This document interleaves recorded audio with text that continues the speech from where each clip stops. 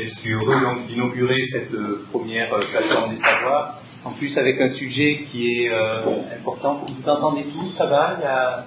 Vous entendez bien? Ouais. Je vais essayer de parler un peu plus comme ça. Donc c'est un sujet qui est vraiment important parce qu'il permet en quelque sorte de déverrouiller certaines clés et à l'époque des neurosciences, on sait que le cerveau a vraiment beaucoup d'importance dans le bien-être et donc on va essayer de voir comment on peut dénouer, déverrouiller en quelque sorte nos portes du cerveau et justement à travers les traumas. Donc on va d'abord bien sûr expliquer qu'est-ce que c'est un trauma et pour ça il faut d'abord savoir comment fonctionne le cerveau. Donc le cerveau, il y a deux parties en fait. Il y a une partie qui est connue, c'est la partie volontaire, et une partie qui est involontaire, qui est dessous. La partie volontaire, on l'appelle le néocortex, c'est la partie qu'on appelle pensante, elle est aussi logique, elle aime réfléchir, elle fait des stratégies, elle est donc c'est une partie qui est en quelque sorte un traducteur en pensée de ce que nous ressentons. C'est aussi un témoin de ce que nous vivons. Donc ce traducteur, il permet une autoconscience aussi. La partie reptilienne, c'est une partie qui est autonome, c'est une partie donc qui est instinctive, qui est réflexe, qui est liée en quelque sorte au mouvement spontané, aux réponses réflexes, au physique. Et donc, voilà, on va pour éclaircir ça, donner un petit exemple. Donc, vous partez à Chennai, par exemple, en taxi, et vous vous dites, je vais bien dormir, je suis très fatigué, c'est la nuit. Vous vous installez et vous commencez à fermer les yeux, vous sentez que vous vous assopissez, et d'un coup, le chauffeur freine. À ce moment-là, vous allez ouvrir les yeux, et il va commencer à avoir des séries, en quelque sorte, de choses qui se passent en vous, de phénomènes. Vos pupilles vont commencer à se dilater, et vous vous rendez compte que le sommeil ne va pas être si facile que ça à obtenir. Donc, et à partir de là, les muscles vont commencer à se tendre aussi. Et vous allez avoir des réponses, une espèce de charge émotionnelle qui va monter. Cette charge émotionnelle, vous avez beau vous dire avec votre cerveau pensant, mais ça sert absolument à rien, il faut que je suis venu là, il faut que je dorme, c'est ça la meilleure stratégie. Et au niveau statistique, ça ne changera rien de savoir ou d'être réveillé ou pas s'il y a un accident. N'empêche que vous n'arrivez pas à dormir. Votre cerveau reptilien, c'est lui qui a choisi. C'est lui qui choisit dans quel mode vous êtes, et là, il a disjoncté en quelque sorte, la partie pensante ne sert plus à rien, c'est lui qui prend le dessus. Un deuxième exemple pour illustrer ça, tout simplement, vous arrivez un matin et une personne vient discuter avec vous, et en même temps qu'elle discute, juste elle tire un petit peu le t-shirt. Ça peut sembler un petit détail, mais pourtant, en même temps qu'elle discute et qu'elle vous raconte quelque chose, vous allez avoir des petits problèmes pour écouter en fait ce qui se passe, puisque vous allez commencer à avoir des espèces de charges émotionnelles qui arrivent un peu comme des vagues, et ces charges en fait elles vous isolent en quelque sorte de la discussion. Donc vous êtes en quelque sorte déconnecté de ce qui s'y passe et en fait vous n'arrivez pas à suivre la discussion. Alors ce cerveau réflexe, ce cerveau reptilien, il a une grande chose qu'il se pose et ce qu'il vous envoie c'est mais qu'est-ce qu'il me veut? Et en fait la question fondamentale c'est même est-ce que je suis en danger? Donc c'est ça, c'est à ce moment-là qu'il va s'activer ce cerveau reptilien. Et c'est à ce moment-là qu'il va commencer à avoir des réponses un peu compliquées. Et lorsque ces réponses sont trop fortes, c'est-à-dire qu'il y a un excès de cette stimulation, à ce moment-là, on va se retrouver dans un état où la charge devient trop forte. S'il y a trop d'intensité ou si la durée est trop grande. À ce moment-là, c'est comme une bombe à retardement en nous. On arrive à un moment où on arrive à une espèce d'excès de charge. On a une intrusion émotionnelle qui devient presque dangereuse pour notre système. À ce moment-là, on n'a plus d'autre choix que de se disjoncter. Donc notre cerveau va se disjoncter, on passe dans ce mode reptilien et on va voir un petit peu que c'est à partir de là qu'il y a des traumas. Donc le trauma, c'est cet excès de charge que nous avons et qui va justement se montrer de manière très grosse. Il y a beaucoup d'intensité, beaucoup de durée. Par exemple, un accident, lors d'inceste, si c'est des choses qui sont très intenses, comme des fois des vols, ou alors, bien sûr, des chirurgies, avec notamment des anesthésies où on est en plus immobilisé. Il y a des choses plus anodines en apparence, qui seraient donc ce qu'on peut appeler les traumas courants. C'est par exemple, tout simplement, lorsque vous discutez avec votre partenaire, vous pouvez vous rendre compte comment ça peut être très fort au niveau de la charge émotionnelle. on arrive en quelque sorte avec une grosse charge, et cette charge va durer des fois très longtemps. Et des fois, il y a des tout petits traumas. Vous voyez une petite araignée qui passe, est-ce que je suis en danger? Non, ça va, elle ne vient pas sur moi. Ça peut être aussi des choses posturales, si vous êtes tenu comme ça pendant trop longtemps, là, la durée devient très longue, et ça crée comme un petit stress sur les tissus qui se disent, mais attends, mais je vais finir par rester coincé comme ça. Donc votre cerveau, il se sent en danger. Donc il va activer en quelque sorte une espèce de stress. Bien sûr, si vous faites aussi, si vous utilisez des véhicules qui sont dangereux, c'est un avion, ça pourrait être une voiture aussi. Vous savez que quand on conduit, c'est vraiment un instrument très dangereux. En fait, on est dans un stress qui n'est pas énorme, mais non, en tout cas, il y a une activation de ce système qui, lorsqu'il dure très longtemps, ensuite, quand on arrive, souvent on est un peu fatigué de ces voyages. Il y a des ambiances aussi, parce qu'il y a beaucoup de monde, lorsqu'on ne se sent pas en sécurité, des fois dans une ambiance. On peut appeler ça des mini-traumas. Et le problème du trauma, c'est que au bout d'un moment, cette charge, en fait, qui pourrait partir complètement, et bien justement, elle revient toquer à votre porte, et en fait, elle est encore active. Et lorsqu'elle est active, elle revient de deux manières différentes. Soit le trauma, il est réactivé par un événement, par exemple, qui fait penser à la même chose, et à ce moment-là, on peut avoir un pic traumatique. Ou alors, tout simplement, le trauma, il descend, mais il n'arrive jamais à zéro. En fait, on dit même qu'il y a entre 10 et 20% de l'événement traumatique qui reste actif en nous. Donc c'est vraiment énorme. Et ça peut être après des années et des années. Alors s'il revient, le trauma, c'est pas pour vous embêter en fait. Il vient justement pour être libéré. Parce que notre corps, il est extraordinaire et ce qu'il cherche, lui, c'est la pleine santé. Il ne veut pas quelque chose d'à moitié avec des tensions. Donc du coup, il cherche ce fonctionnement optimal, et ce fonctionnement optimal, c'est de réactiver le trauma afin de le résoudre.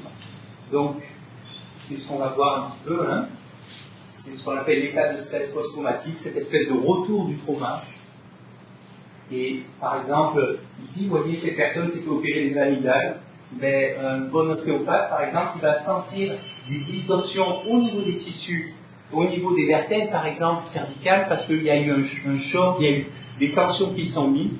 Et en même temps que la chose physique, il y a aussi une espèce de charge émotionnelle. Vous voyez, cette personne, elle est toute tendue, elle est toute rouge, elle a de la fumée qui sort par les oreilles. Ben ça peut se sentir. La personne, elle reste activée, elle a cette charge toujours présente en elle, même 80 ans après l'événement. On va essayer de comprendre les rouages, c'est-à-dire qu'est-ce qui engendre ce processus, ce mécanisme. Donc pour ça, on va faire un petit rappel sur nos racines. Donc, au départ, en fait, ce qui se passe lorsque, au niveau de ce qui se passait avant l'être humain, les grands rouages de la vie, c'est lorsqu'il y a une nouveauté, il y a la grande question de danger ou sécurité. S'il y a un danger, souvent avant c'était des prédateurs, ou alors il y a des fois des carences aussi, comme danger qui pouvait arriver. Donc, en quelque sorte, on a mis en place des systèmes. Le premier, c'est celui-ci, le combat ou la fuite. C'est le premier système. Lorsqu'il y a un danger, on réagit. Donc, on réagit. La première chose qu'on peut faire, et la meilleure, c'est le combat, bien sûr. Par exemple, si vous avez une fourmi qui vous monte dessus, voilà, c'est tout vu. Là, vous la balayez de la main, vous avez gagné le combat, le trauma est fini, il n'y a plus de danger. Donc, c'est la plus facile. Si par contre, c'est un incendie qui arrive, un peu de forêt, que vous êtes au milieu, là, le combat, ça va peut-être pas servir à grand-chose. Donc, il vaut mieux utiliser la deuxième technique qui est la fuite. Malheureusement, tout ça, c'est pas toujours possible. Et lorsque c'est pas possible, on a une troisième méthode qui est pas géniale, mais qui est bien efficace. On va, en quelque sorte, s'immobiliser, on va se cacher. Par exemple, si vous avez un éléphant dans une grande plaine, que vous savez que vous allez être vu ou attrapé, vous allez vous cacher, vous vous immobilisez. Chez les reptiles, c'est donc une immobilisation, on les voit qui s'arrêtent, c'est-à-dire ils restent immobiles. Chez les mammifères, c'est comme si on feignait la mort. Donc on va voir un petit peu ça lors d'une vidéo. Voilà, alors tout ça, ça sert en fait à poster ensuite, on fait la mort, comme ça après on peut s'échapper. Vous voyez ici, là, le rapace passe et les pigeons ici se sentent menacés, donc ils feignent la mort. Voilà. Et en fait, ils sont pas morts du tout, hein, ils vont complètement se sortir de là. Vous voyez, ils font ça ensemble, hein, c'est même un groupe carrément. Hein. Ils se sont mêlés ensemble et ils ressortent de cet état. Voilà. Ils vont même aller picorer l'herbe. Hein, voilà.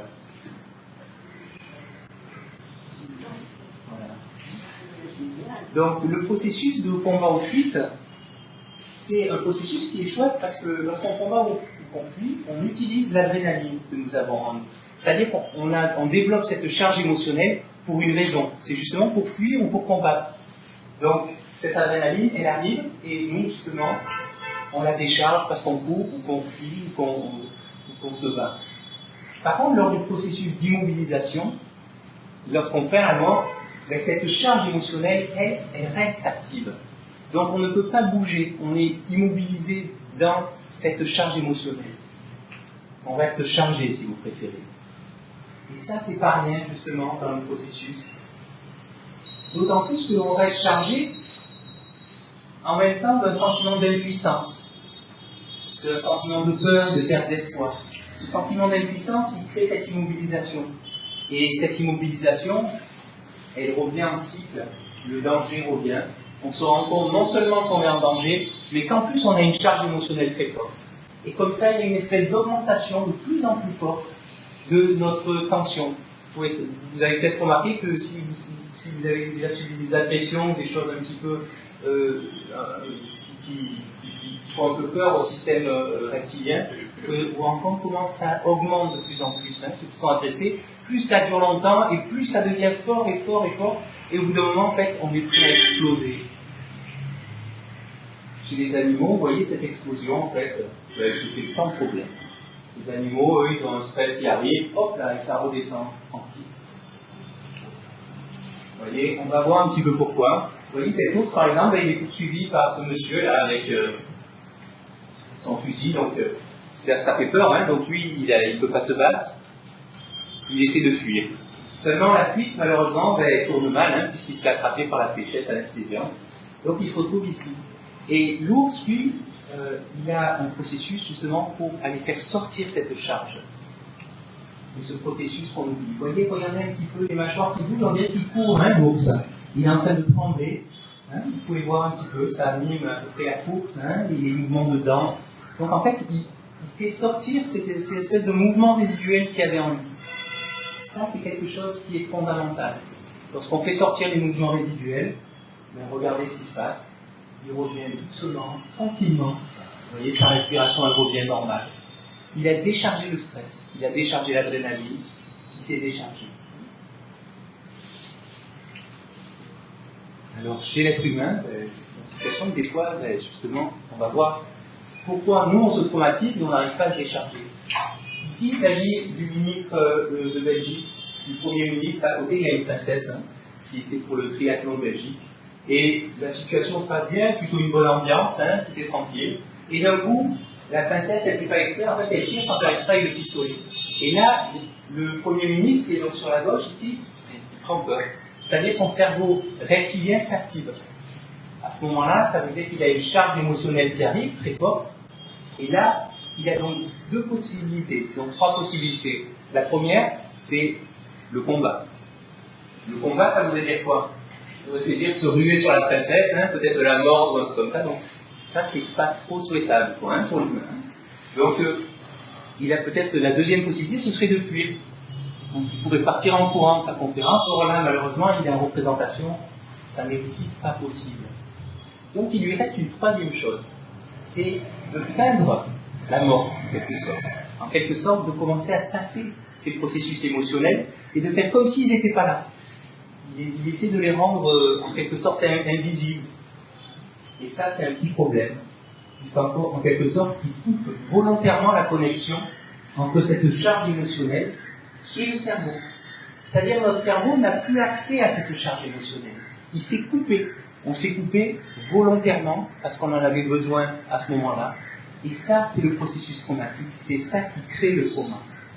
Et en fait, ça arrive dans beaucoup de situations où on va en parler, mais dans plein de situations. Hein. Des fois, vous arrivez quelque part, vous vous sentez mal à l'aise, par exemple, et vous n'arrivez pas à l'exprimer, vous êtes juste là, et du coup, vous gardez cette charge en vous pendant longtemps. Ça crée un petit trauma. Quand vous allez rentrer chez vous, ben, vous allez être chargé, pas bien.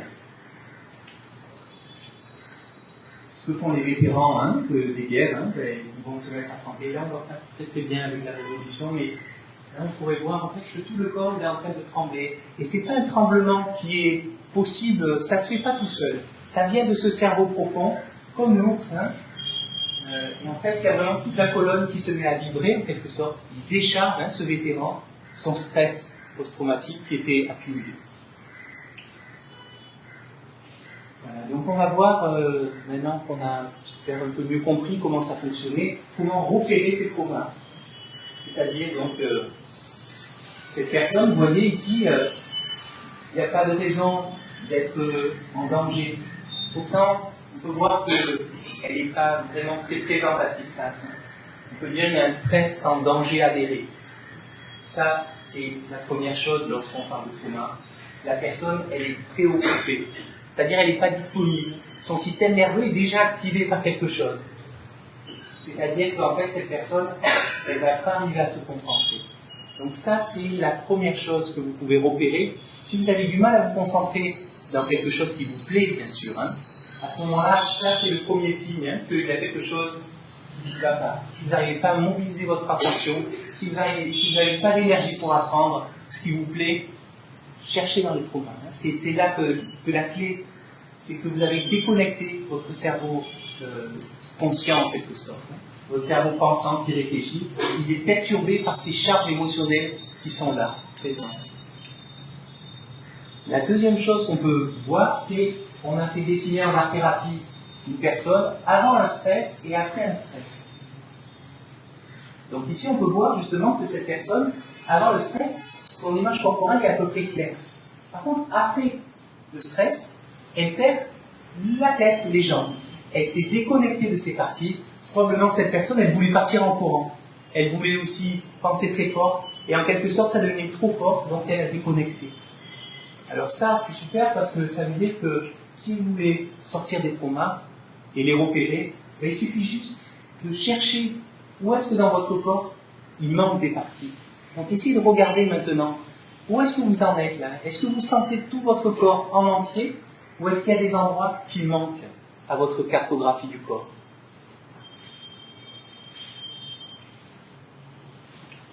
Pour terminer, donc on va voir comment éviter donc ces traumas. Mais une fois, avant l'événement post-traumatique, avant le trauma, la première chose à faire, c'est de ne pas tomber dans ce danger. Au lieu d'arriver dans cette possibilité de danger ou de sécurité, tout simplement augmenter la sécurité. C'est-à-dire, par exemple, si vous avez des gens avec qui vous vous sentez bien, mettez-vous avec eux. Au niveau archaïque, en quelque sorte, avoir de la sécurité, c'était être en tribu, être bien en communauté. Plus la tribu est grande, plus on est en sécurité, moins on craint les prédateurs. Donc, créez du lien social. Retrouvez-vous dans cette sécurité d'être ensemble. Ça, c'est fondamental. Ça veut dire aussi que si vous avez le vertige, par exemple, et qu'il y a un précipice, poussez-vous. Sinon, sortir des traumas, ça risque pas d'être possible. La deuxième chose, c'est d'intégrer ce processus de combat, de fuite, d'immobilité dans votre vie, de le comprendre, de le sentir. Et si tout ça, c'est pas possible, évacuez l'adrénaline. Par exemple, si vous devez faire votre radar card pour ne pas avoir votre téléphone qui est annulé, c'est quelque chose qui va vous stresser. On a un danger. Donc là, on a plusieurs choix. On va pouvoir combattre, fuir ou s'immobiliser. S'immobiliser, ce serait, on reste chez soi tout seul et on tremble en quelque sorte, ou dans le meilleur des cas. Si on tremble, on n'a pas de trauma. Si on ne tremble pas, en plus, on engendre de plus en plus de stress. Donc, faites ce qu'il y a à faire. Dans ce cas-là, le combat, c'est de faire votre adaptateur, de remonter les bouches. Donc, une fois que le stress est installé, on va essayer de le faire sortir. Et pour ça, tout simplement, on peut utiliser, par exemple, l'art-thérapie, dessiner les contours de votre corps. Essayez de sentir où est-ce qu'il manque des choses. Ensuite, vous pouvez faire des pratiques comme le Qigong ou la méditation de pleine conscience ou les méthodes Feldenkrais. Des méthodes où vous passez en quelque sorte, vous scannez votre corps. En Qigong, on scanne le corps, on fait passer la main, on essaie de sentir qu'est-ce qui se passe dans le corps, à tous les niveaux. Et si on sent une partie qui manque, on va l'écouter. on va écouter et on va essayer d'accepter les émotions qui sont là. Et aussi que les émotions, des fois, elles ont besoin de temps pour sortir. Si le trauma a été très long, il va falloir beaucoup de temps. S'il a été très intense, il va falloir accepter l'intensité. Et des fois, si on n'y arrive pas, il faut se faire aider par un thérapeute. Donc j'ai mis une espèce de liste non exhaustive. Si ça vous intéresse, je peux vous parler un peu des spécificités en dehors de chacune de ces méthodes, parce que chacune a ses particularités. Donc pour conclure, eh bien, je voudrais dire que peut-être que la folie, c'est un excès de trauma. La folie, c'est quand votre système émotionnel est devenu trop intense et qu'il prend le dessus, que vous n'arrivez plus à gérer cette intensité. La maladie aussi, peut-être que justement c'est ce problème de votre système autonome reptilien de ne plus s'autoréguler, puisqu'il y a trop d'intensité. Et donc la prochaine fois que vous êtes préoccupé par quelque chose, que vous sentez des malaises, essayez de décrypter ce malaise, essayez de sentir au niveau de vos émotions, de vos sensations, qu'est-ce que ça veut dire, qu'est-ce qu'il veut dire, qu'est-ce que mon corps veut exprimer, est-ce que c'est le combat, la fuite, essayez de trouver parmi ces deux processus, où est-ce qu'il y a besoin de trembler. Et en quelque sorte, inspirez-vous des enfants, parce qu'eux, ils savent très bien faire. Lorsqu'il y a un danger, lorsqu'il y a quelque chose qui devient trop intense, eux, ils sautillent, ils crient, ils courent, ils trouvent plein de moyens, ils font les animaux. Et si vous inspirez ce monsieur, c'est un Maori, vous voyez, eux, ils ont vraiment des techniques pour faire sortir, et ils y vont, Donc je vous invite à faire tout ça, et j'espère que ça pourra vous servir dans votre expérience de vie, tout ça, voilà.